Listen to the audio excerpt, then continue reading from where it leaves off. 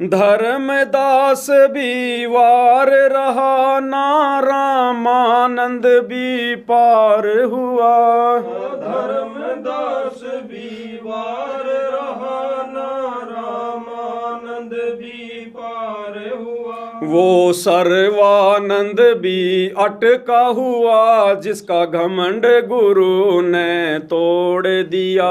वो सर्वानंद भी अटका हुआ जिसका घमंड गुरु ने तोड़ दिया।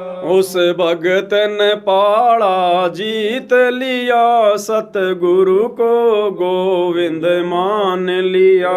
उस भगत ने पाड़ा जीत लिया सतगुरु को गोविंद मान लिया। और जो भगत अपने सतगुरु को परमात्मा मान लेगा, भगवान मान लेगा, वो फिर इस प्रकार के गंदे नाच गाने ना देखेगा ना सुनेगा।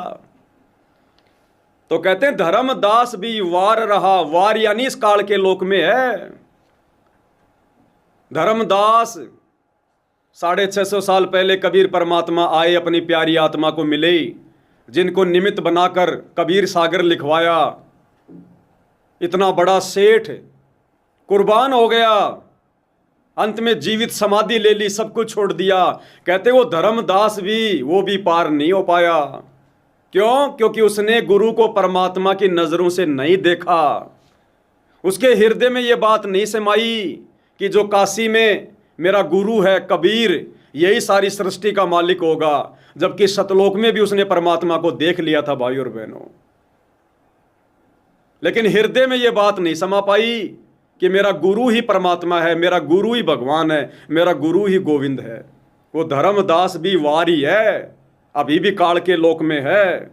और ना रामानंद भी पार हुआ। रामानंद कबीर जी का मुंह बोला गुरु पंडित रामानंद, चारों वेदों का, गीता का, 18 पुराणों का प्रकांड ज्ञाता, जिसने सतलोक में आंखों से परमात्मा देख लिया भाई और बहनों। अंत में वो भी विश्वास नहीं कर पाया कि गुरु ही परमात्मा होगा, और इसी कमजोरी को लेकर वो भी अंत में धोखा खा गया।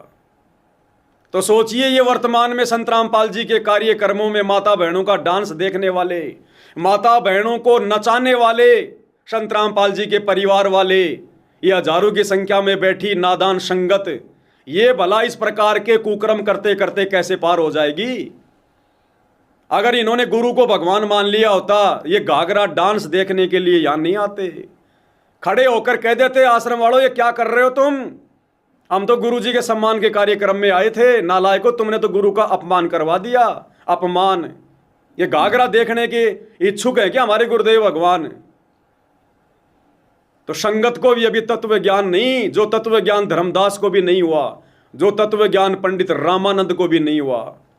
आज वो दया गुरुदेव ने साध संगति से जुड़े अपने सत्सेवक बच्चों के ऊपर की है, जो इस प्रकार के गंदे कार्यक्रम देखना तो दूर, करवाना तो दूर, जो करवा रहे हैं उनको भी समझा रहे हैं। तो धर्मदास भी वार रहा ना रामानंद भी पार हुआ, और वो सर्वानंद भी अटका हुआ जिसका घमंड गुरु ने तोड़ दिया। सर्वानंद जो अपनी मां शारदा से कह रहा था कि मां मेरा नाम सर्वानंद से सर्वाजीत रख दे। बोली बेटा क्यों? सर्वानंद क्या कोई बुरा नाम है? नहीं मां, मैंने सभी पंडितों को, विद्वानों को ज्ञान चर्चा में हरा दिया, जीत लिया, इसलिए मेरा नाम सर्वाजीत रख दे, ताकि सबको पता चले मेरे नाम से कि सर्वाजीत का मतलब जिसने सबको जीत लिया, सबको हरा दिया ज्ञान चर्चा में। तो सर्वानंद की मां शारदा परमात्मा जी की शिष्या हो चुकी थी। बोला बेटा एक विद्वान और है, उसको हरा दे, फिर मैं तेरा नाम सर्वाजीत रख दूंगी। कौन? मेरे पूज्य गुरुदेव कबीर देव। अरे बोले माँ तू अच्छी भोली, वो अनपढ़ आदमी, वो क्या जाने शास्त्रों को, उसको तो यूं गया यूं आया राके।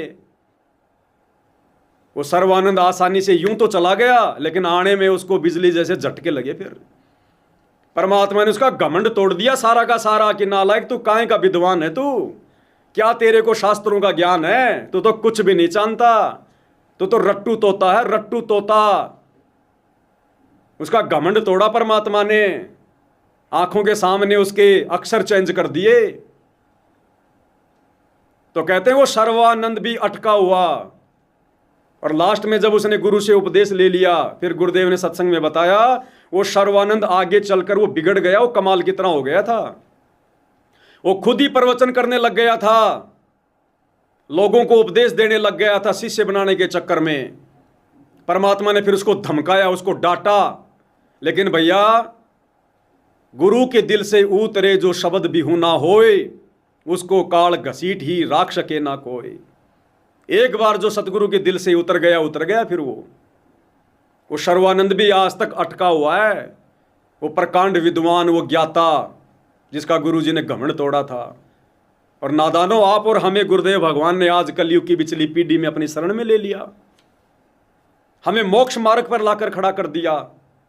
ऐसे सतगुरु की महिमा तो आंखों में आंसू निकाल कर करनी चाहिए। अरे आंखों के आंसू से गुरुदेव के चरण धो धो के चरणामृत पीना चाहिए। ऐसे गुरुदेव भगवान की महिमा करनी चाहिए, उनको प्रसन्न करने के लिए। परमात्मा कहते हैं शीश उपाड़े भूमि धरे, ऊपर मच के पाँव, कबीर का घर शिखर में तेरी गरज पड़े तो आओ।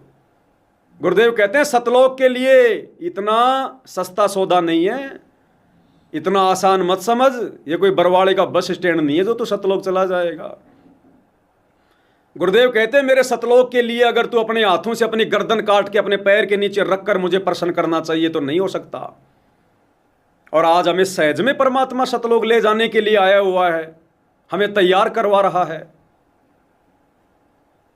और ऐसे सतगुरु के कार्यक्रम में हम ये किराए की लड़कियां ला के दुनिया का मनोरंजन करवा रहे हैं, खुद का मनोरंजन कर रहे हैं। भक्ति की छींट भी नहीं छोड़ेगा काल, भक्ति की छींट भी इतना नींबू की तरह निचोड़ के रख देगा आश्रम वालों को और संगत को।